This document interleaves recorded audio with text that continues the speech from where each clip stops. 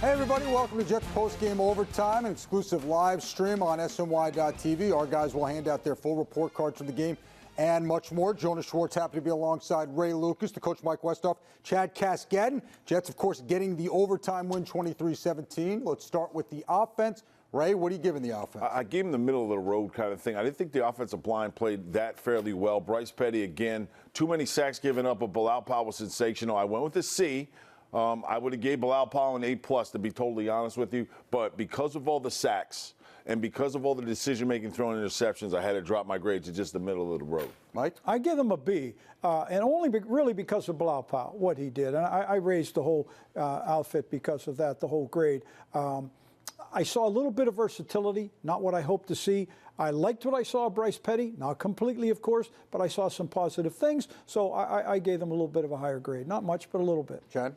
I went B-, and I was really, really proud to see someone step up in this organization on the player side, and it was Bilal Powell today. He came to play today. He took the load when he was asked, and he put this team on his back, and he won the game for them, in my personal opinion. Bryce Petty, I was encouraged by him. He got sacked a bunch, but a lot of those sacks he was trying not to throw interceptions or wasn't totally believing what his eyes were telling him, Ray.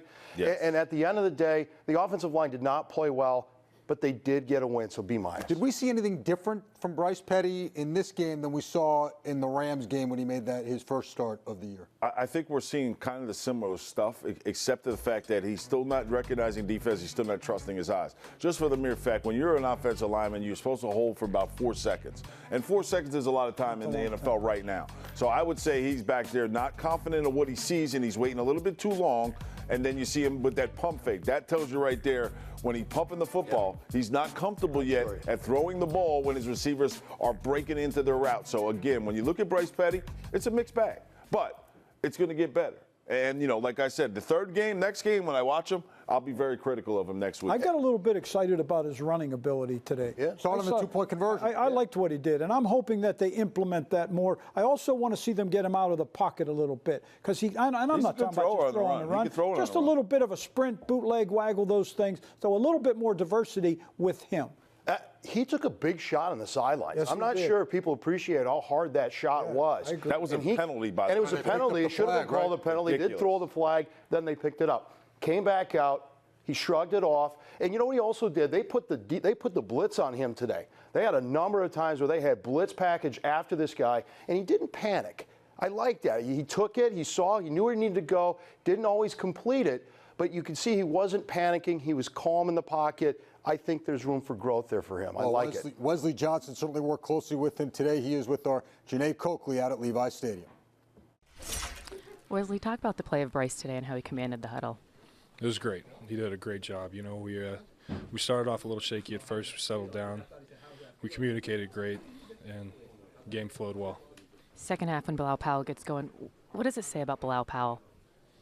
You know, I told another guy, y'all saw it today on the field. We see it every day. He comes in and he works hard, works unbelievably hard, sets a great example. We were all proud, you know. I was really proud of him. Glad we got to see him get his today.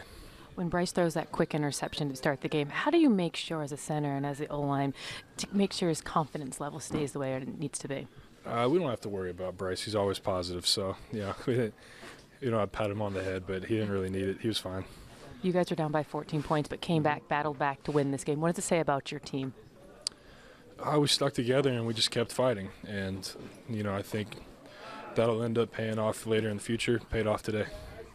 What does it feel like being in a winning locker room right now? Much better than being in a losing locker room, I can tell you that. All right, thanks, Wesley. Thank you. Back to you. All right, thanks so much. Let's continue on with the grades. Let's go with defense. Chad, what grade are you giving the defense? I was a little hard on him. I gave him a D+. And they didn't create any turnovers, no interceptions. No, they forced one fumble but didn't recover it. They jumped off sides. They couldn't contain the outside run to the left, no matter who they put there for some particular reason. The only thing I thought they really did well today was get after the blitz when they did call it. They got the blitz, and that's what they need to continue to do. Believe it or not, I think that despite the fact that maybe they can't cover on the back end, if you're getting pressure in the face, you don't have to cover that long. So get after them and keep calling those blitzes. I want to see more improvement in that area. Mike? I gave him a D+ also. Anytime anyone runs against you this way, then I think that's about what you end up having to be. Their perimeter defense was really very poor. They didn't really sustain the line of scrimmage like I thought they would. And they also, aside from the blitz, did not do a great job of getting after Colin Kaepernick, which I thought they'd do a little better job of. So for me, there were some holes there, but I did like the fact when they had to have it, they stopped them. Absolutely, right? I give him a D. For all the reasons that these guys said. But listen, Colin Kaepernick is no world beater for me. I just don't think he's the guy he was a couple of years ago. But listen, you made Hyde look like Walter Payton today, and I don't think he's that kind of tailback. I think he's an up-and-coming tailback, but I don't think he's upper echelon top 5 in the NFL.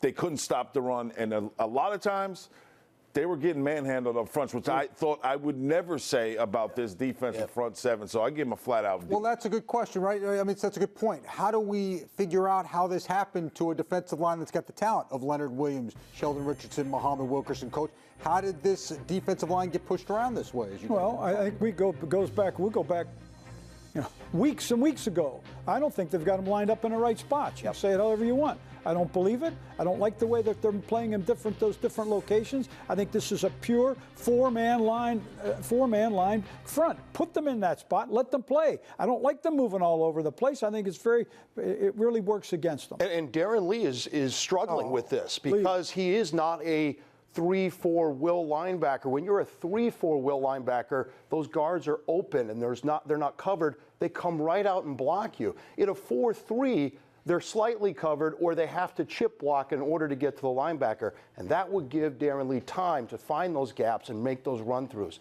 So a lot of this is really, it's the right personnel, but the wrong defenses or lined up in the wrong position. And I'd really like to see, and I don't know why we're not seeing it, but just a little rearrangement I think would go a long way. All right, let's move on to the special teams. By the way, one of the things that I enjoy every week is seeing how excited a particular human being can get over a made field goal. We saw it today from Mr. Westhoff, who was very excited about it. Before we go, I just want everybody to know I negotiated Mike's contract. I have the number, so if you want to bring him back. We were at 1.7. I would say anywhere between 1.7 and 2.2. I'm just throwing it out there so everybody knows I got the number.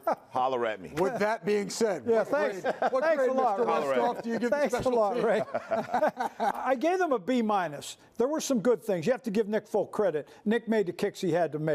They didn't have anything glaring like we've seen in the past. They did a nice job catching the ball. They also didn't let San Francisco do too much. I thought that the penalty on the opening kickoff was not the best call that I ever saw. I looked at it and went, oh, wow, they didn't throw that flag. I think they made one strategical error. At the end of the ball game when they had to kick off, and San Francisco came out with their hands team.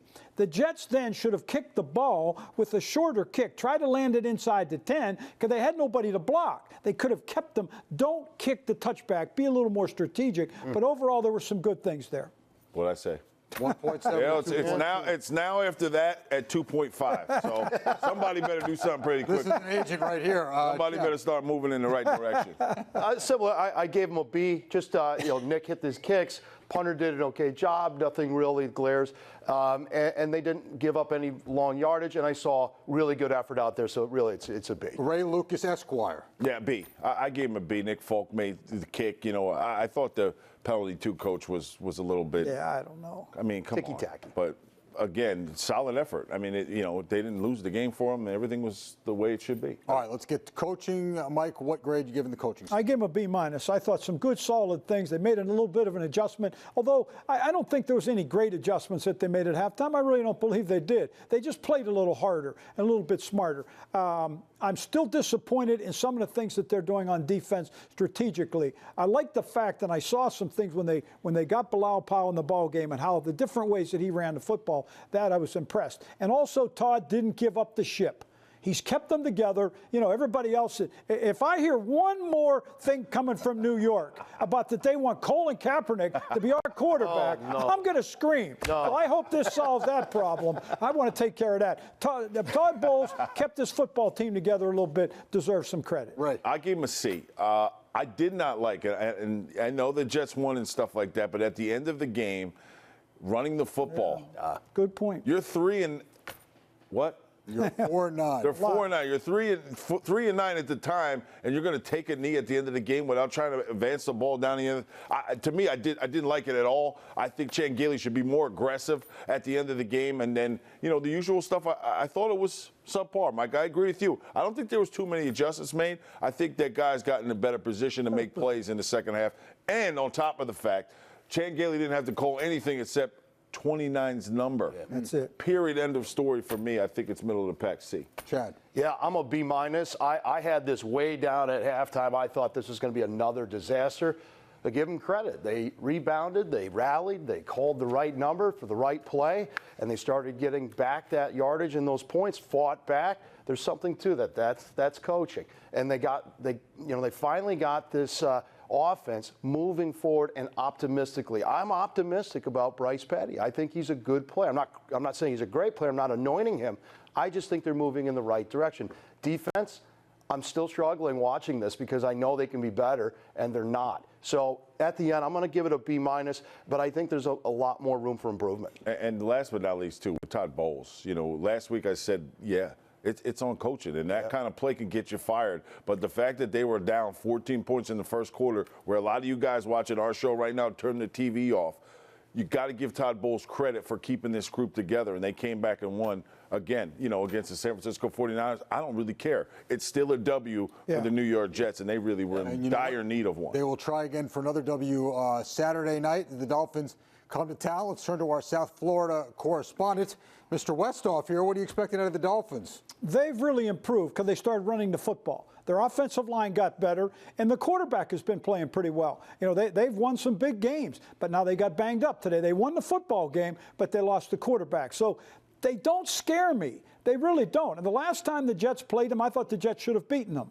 And so I'm looking for a really good game. They have to come up here on Saturday night. Cold. They've got the backup. It's going to be cold. Yep. I hope the Jet fan base shows up and supports them. I really do. I think I'm going to probably pick them. And I did today. On the radio show today, I picked the Jets to win. And so, I know that they can do some things. I don't have rose-colored glasses on. I don't. But I think this will be a heck of a football game. And I really look for an effort from the Jets. I'm going to be excited. Real simple. Dolphins could go to the playoffs. Yes. And we could spoil that. Absolutely. Dolphins can go to the playoffs, and the New York Jets can spoil that. What's better? Who doesn't want to go watch that? That's right. Because I'm going to be watching it. All right? Tannehill is out. Moore is more than capable as a backup. They're running the football. The front seven stops the run. You force Moore to beat you through the air. And on defense, they do have some, Wake on the outside. But, again, this is a game that the Jets could win. And they could also spoil something for somebody that's coming from Florida. Let me tell you something. When I went from New York to Florida and I came back up for a game in New York, it was freezing. They got that thin blood down there, okay? They coming up to New York. We're going to give them a taste. I come every week, and I'm freezing. Chad, what do you see for Saturday night? I've got a history. I love playing against Miami, whether it was down here or up there. There's just something about the rivalry that you can feel it. It's a little bit more so than, let's say, the 49ers. So I hope the fans show up. They should be positive. This is going to be a fun game. And whenever you do play an in-conference game, there is a little something more to that. Let's spoil it for them, right? Let's not let them get into the playoffs. And so with that, you're going to see offensive line for the Jets. They're going to have their hands full with Dominican Sue and company. That's a good line. And so if they can come out and create that offensive game plan for Petty, move him around a little bit, give it to Bilal, and then get Quincy Enunwa involved. Every time he's involved, they do better. I think you'll see the Jets do well, and I think they can beat those guys. You know what the best thing is when you have a team in the playoffs and you're not going? Company. Yeah. Sitting right next to me. Company. Come on, man. You got to get up for that. On our show Thursday night, the thing that I most adamantly emphasized, that these last 4 games were the first 4 games of next year. That's a good point, We Mike. talked about that. Now, this wasn't perfect, but it's a good start because maybe we're 1-0 right now. Yep. Not perfect, but it's a positive start, and I think they can carry it one more next week. All right. Well, we, of course, will be with you next week after that Jets-Dolphins game for just post-game live. You can, of course, watch it on SNY. For Chad Cascadden, the coach Mike Westhoff, Ray Lucas, I'm Jonas Schwartz. Thanks for tuning in to the live stream of Jets post-game overtime. Bookmark SNY.TV and thejetsblog.com for more coverage and analysis of today's game. We'll see you next time. Have a good one, everybody.